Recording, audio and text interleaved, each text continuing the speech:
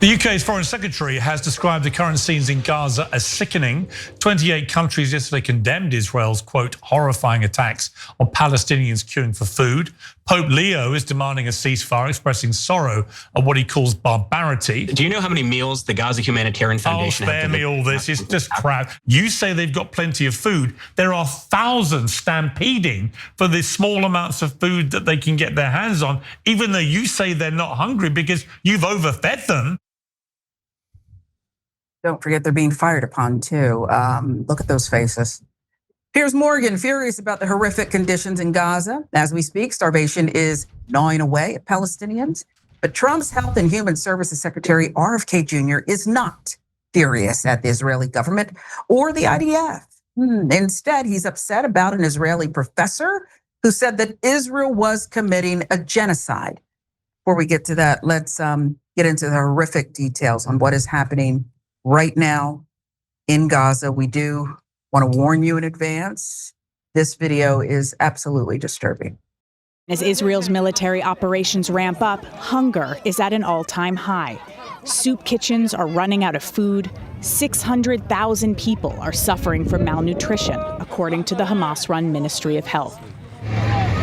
Any hint of aid entering Gaza draws massive crowds, and along with them, chaos. Men, women, and children all trying to get flour. 15 people have died of malnutrition in Gaza in the last 24 hours, local health officials say. They expect those numbers will only rise. The World Health Organization says there are now nearly 30,000 children under 5 who are malnourished. ABC News has filmed inside the children's ward of a hospital in Deir al-Balah in central Gaza. Many of these children are so weak they struggle to move. Norhan Salha's 5-month-old daughter is one of 30 children here suffering from malnutrition. Abdul Shawad al-Kalban, the boy is dead. He starved to death yesterday. A medic is cleaning his fragile, emaciated body in the morgue at Nasser Hospital in Khan Yunis after Abdul could no longer hold on. It's literally choking off an entire society. Gaza Ministry of Health has reported more than 40 hunger-related deaths this month alone. That includes 16 children, 111 since the beginning of the war, 81 of those children. New York Times with that reporting. Al-Shifa Hospital in Gaza City has recorded 3 deaths from malnutrition in the previous 36 hours. Dr. Mohammed Abu Samia, hospital director, said in an interview on Tuesday, one was a 5-month-old baby. Doctors are famished as well, to the point that they are having dizzy spells as they make their rounds, medics say. Journalists documenting their caseloads are often too weak to even walk to the clinics. And then there was this yesterday, an anonymous IDF official stated that the catastrophe in Gaza is not Israel's fault. Officials said there was a, quote, lack of food security inside Gaza, but blamed a failure to distribute aid on the UN. Washington Post with that. The anonymous official said, there is no limit. The crossings are open. Just bring the trucks and take the aid. We're seeing the pictures also, and I want to tell you that we are taking it very seriously. We are analyzing the number of calories per capita inside Gaza. The UN had a response to that, stating Israeli authorities are the sole decision makers on who and how much aid enters Gaza, as well as the type of supplies that are allowed in. According to the Washington Post, the IDF has all but eliminated all of the farmlands and factories in Gaza, meaning that the people there cannot make their own food anymore. Tuesday, journalists from Agence France Presse issued the following statement about their colleagues in Gaza. Quote, over the last few days, we have learned from their brief messages that their lives are hanging by a thread and that the courage they have shown for months to bring news to the world will not be enough to pull them through. Since AFP was founded in August 1944, some of our journalists were killed in conflict, others wounded or made prisoner, but there is no record of us ever having had to watch our colleagues starving to death. Today, Israeli Heritage Minister Amika Eliyahu stated the following in a radio interview. Government is racing ahead for Gaza to be wiped out. Thank God we're wiping out this evil. We are pushing this population that has been educated. Oh, God. All of Gaza will be Jewish, the minister vowed, adding that Arabs who are loyal to Israel may remain in the Strip because we aren't racist. Yeah. Netanyahu denied that Palestinians are dying as a result of Israel's blockade, asserting that there's no hunger in Gaza. No hunger in Gaza. But we don't need to be concerned with hunger in the Strip, he stated. Let the world worry about that. Yet in response to an Israeli Holocaust professor's op-ed that stated Israel was committing a genocide, RFK Jr. stated this: the genocide charge is a blood libel. Meanwhile, ceasefire talks have broken down once again, both Israel, US sending their negotiators home. I'll let you go. They don't want this ever to work out, that's clear. And those who are complicit in it might not either. Yeah. So RFK Jr. is the head of Health and Human Services. So why the hell is he talking about Israel? What a strange thing to be talking about. Oh, well, I get it. There's kids starving to death, so maybe he's worried about their health. No, he's against the kids. He's for Israel starving them. And if you say they're starving, Israel's starving them, he says you're anti-Semitic. That's blood libel to say that. Okay, I have him super high on a list of people who have been compromised. Because this makes no sense. He has nothing to do with Israel. And his Israeli policy does not match any of his other policies. It's just like this wild, weird curveball. Oh, I love genocide, RFK Jr. says. For why? Why? So random. Gee, I wonder if RFK Jr. has led a wild life. Gee, I wonder if somebody might have evidence on him on something even crazier than what he's already done. Hey, brother, your actions are what's causing it. I was totally open to RFK Jr. I had him on the show. I was happy to talk to him. He had some good policies. I was interested, but this is super weird.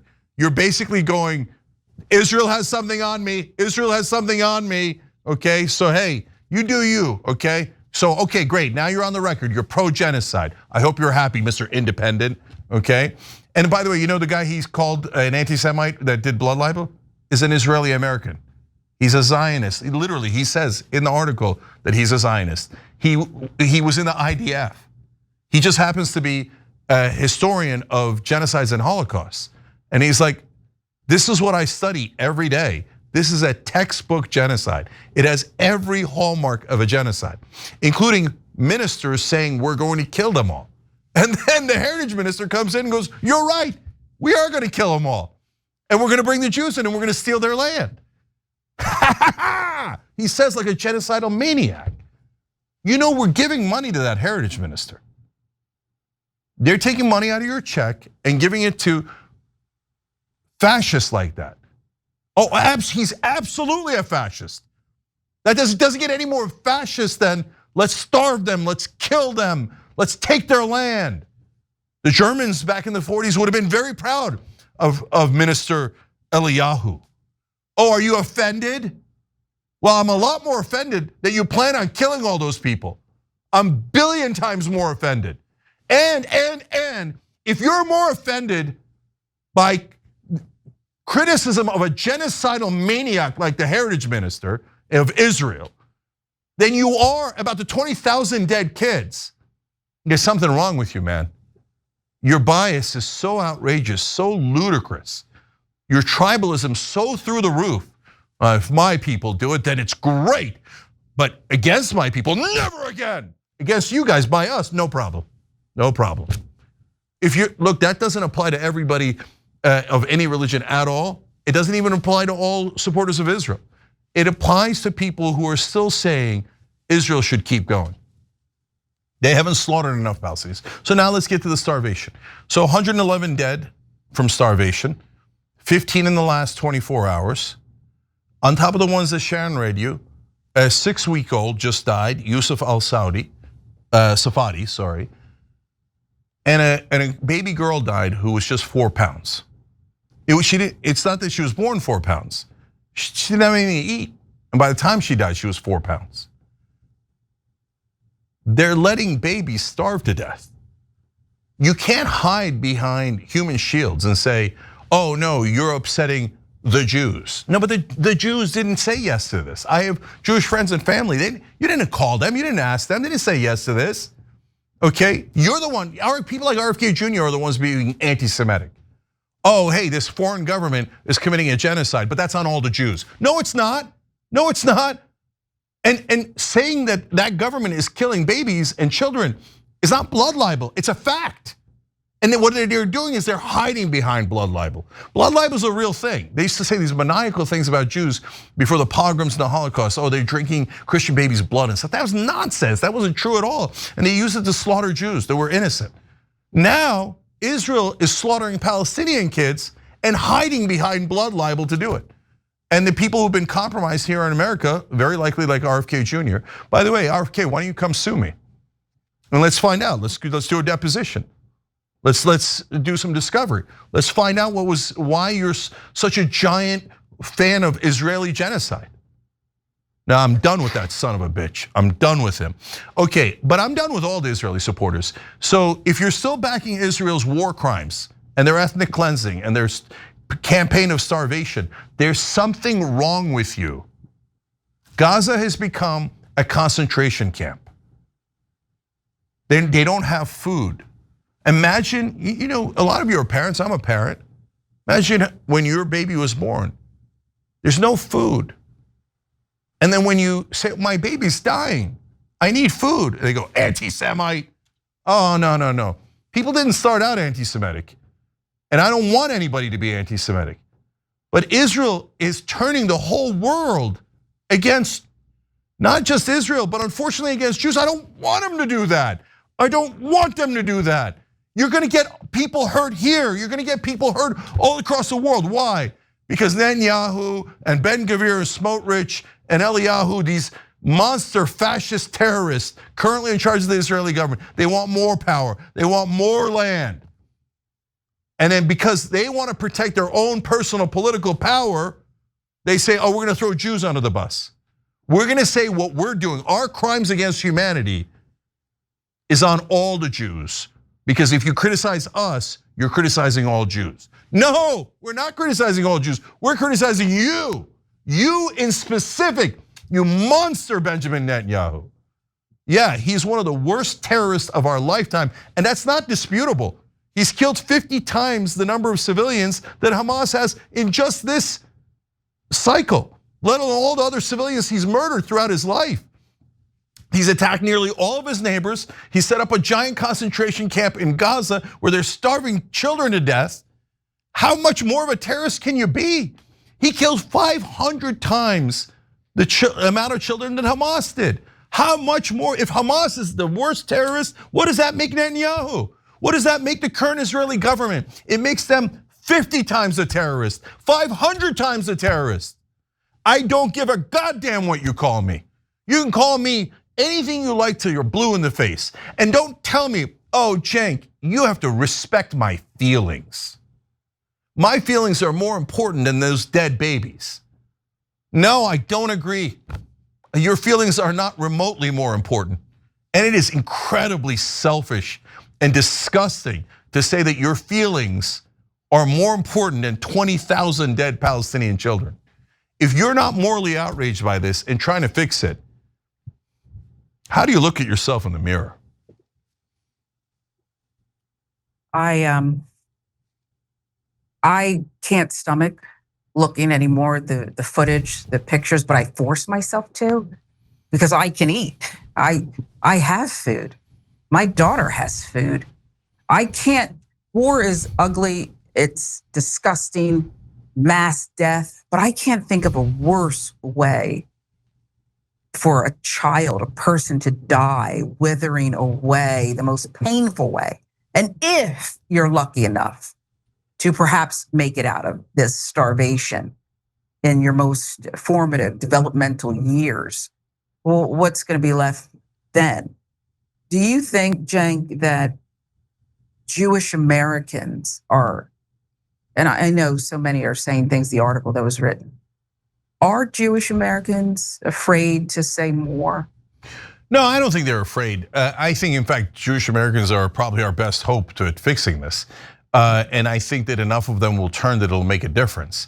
But you know what I was thinking, Sharon, is if I was Jewish, I would like to think that I would be on a bigger warpath.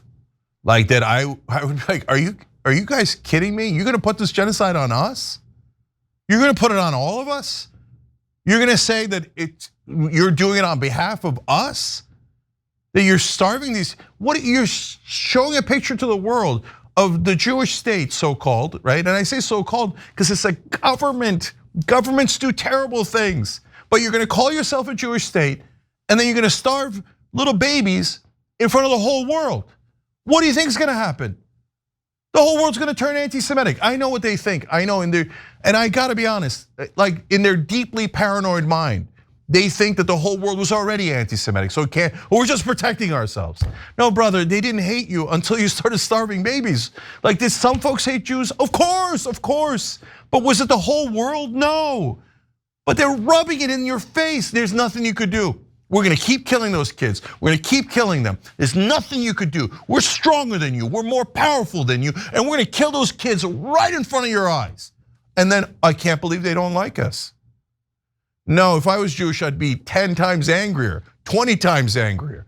And if you say, well, that's not fair to put on Jews. No, it's not. They don't have a responsibility. I have a responsibility as somebody who does the news and is animated by this and tries to make a difference. But I would love it. And by the way, tons of Jewish Americans are already part of the peace movement. Tons of Jewish Americans were part of it from day one, right? So don't put this on Jewish Americans and don't put this on Jews overall. But is the government of Israel guilty? They are as guilty as any government I have ever seen in my lifetime. So if you say, well, I mean, Bashar al-Assad was slightly worse in Syria. Kim Jong-un is worse in North Korea. You must be so proud. You must be so proud. Please do better. Please fight for morality and decency.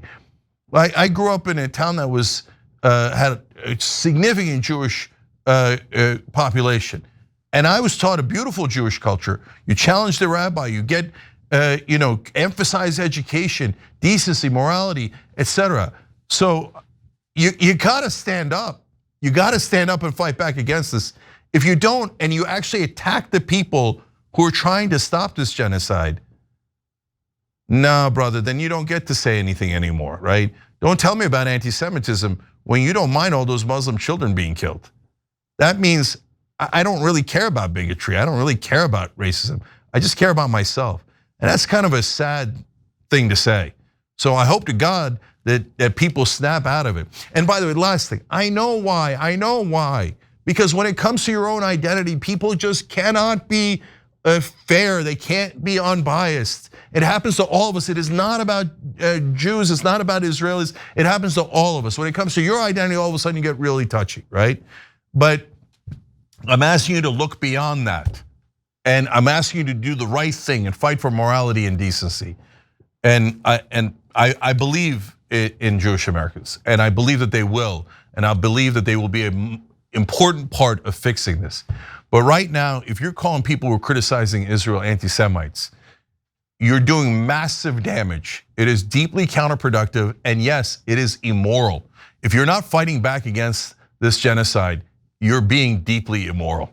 So that's what I have to say about that. And if that hurt your feelings, then I'm sorry, but I don't think that that's a fair ask to say, hey, Cenk, what are you getting all animated about 20,000 dead kids for? There's today another 10 or 15 will starve. You know, out of the 111 that starved to death already, 81 of them are kids. So if you tell me not to be offended by that, but to be offended about your feelings, that is a very disturbing and immoral ask, and I won't tolerate it. No, I'm gonna try to stop this genocide in whatever little way I can, every single day, and I hope all of you join me. Every time you ring the bell below, an angel gets his wings. Totally not true, but it does keep you updated on our live shows.